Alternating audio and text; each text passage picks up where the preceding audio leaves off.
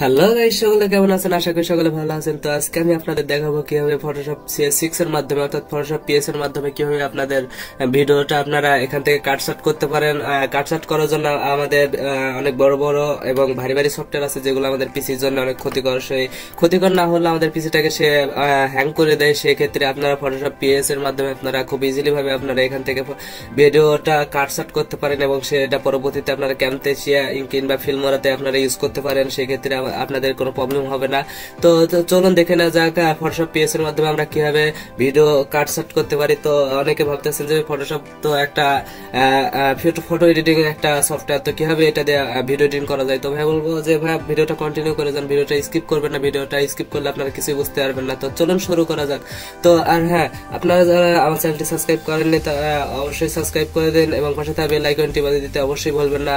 আর যারা সাবস্ক্রাইব করছেন অলরেডি তাদের অসংখ্য ধন্যবাদ। তো চলুন শুরু করা যাক ইন্ট্রোর পরে।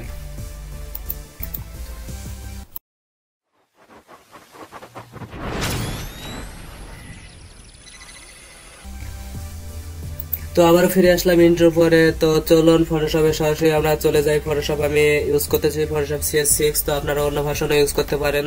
তো আমি এখান থেকে দেখুন আমার একটা নতুন টেক্সট বার অর্থাৎ আমাদের এখানে একটা মেনু ওপেন করে রাখছি আমি। তো আপনাদের যদি এটা ওপেন হয়ে না থাকে টাইম লাইন্স, তো এখান থেকে আপনার উইন্ডো থেকে যে এখানে টাইম লাইন্সে টিক দিয়ে দিবেন তাহলে আপনাদের এটা ওপেন হবে। আর যদি ওপেন না হয়ে থাকে আর যদি এটা যদি অপশন না থাকে তাহলে আপনারা আপডেট দিয়ে নিন, আপডেট ভার্সনে এটা আছে।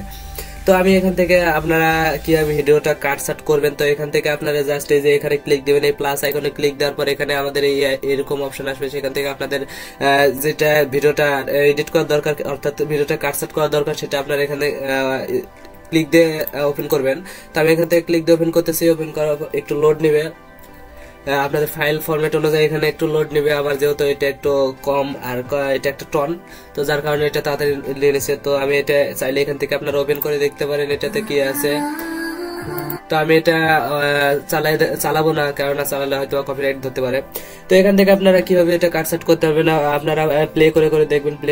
প্লে করে দেখার পর আপনারা যে পয়েন্টে এই যে দেখুন এই পয়েন্টটা যেখানে আছে সেখান থেকে আপনারা যদি কাটতে চান, সাপোজ আমি এইখান থেকে আমি এই পর্যন্ত কাটবো, তাহলে আপনি এখান থেকে যে এই কাছে আইকনটা যেখানে দেখতে পাচ্ছেন সেখানে এই জাস্ট এখানে ক্লিক দিবেন, তাহলে দেখুন এটা দুই খণ্ড হয়ে গেছে। তারপর এটা এখানে ড্র্যাগ করবেন, ড্র্যাগ করে এখানে আপনারা যেটুকু কাটতে চাচ্ছেন সেটুকু নিয়ে যে আপনারা জাস্ট এখানে আবার ক্লিক দিবেন।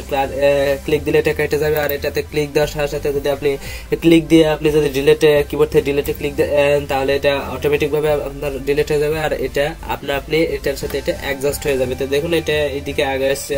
তো এইভাবে আপনারা এইভাবে কাটতে পারেন। আমি আরো দুই একটা কাটা দেখাই। তো এটা আপনাদের কোনো প্রবলেম হলে আমাকে প্লিজ কমেন্ট করে জানাবেন যে আপনারা পাচ্ছেন না কিসের জন্য। আর যদি আপনাদের যদি ফটোশপ PS6 এর যদি আপনাদের ক্র্যাক ফাইল যদি না থাকে তাহলে আপনি আমাদের যোগাযোগ করেন গ্রুপের সাথে। গ্রুপে আমাদের পিন পোস্টে আমাদের গ্রুপের লিঙ্ক দেওয়া আছে সব ক্র্যাক ফাইলের, তো আপনারা চাইলে ওখান থেকে নিয়ে নিতে পারেন। তো আমি এখানে কাটা আর একটা দেখাই।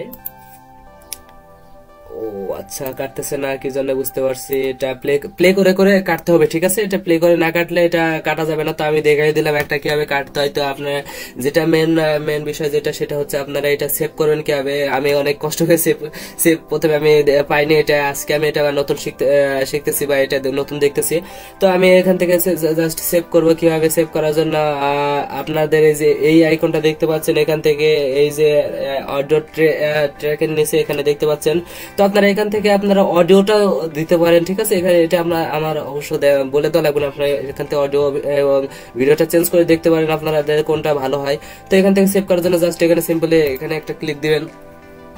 তারপর এখানে আমাদের নতুন একটা উইন্ডো ওপেন হবে। উইন্ডোতে আপনারা ফাইলের নেম দিয়ে দিবেন। ফাইলের নেম দিয়ে দেওয়ার পর এখানে আপনাদের লোকেশনটা সেট করে দিবেন।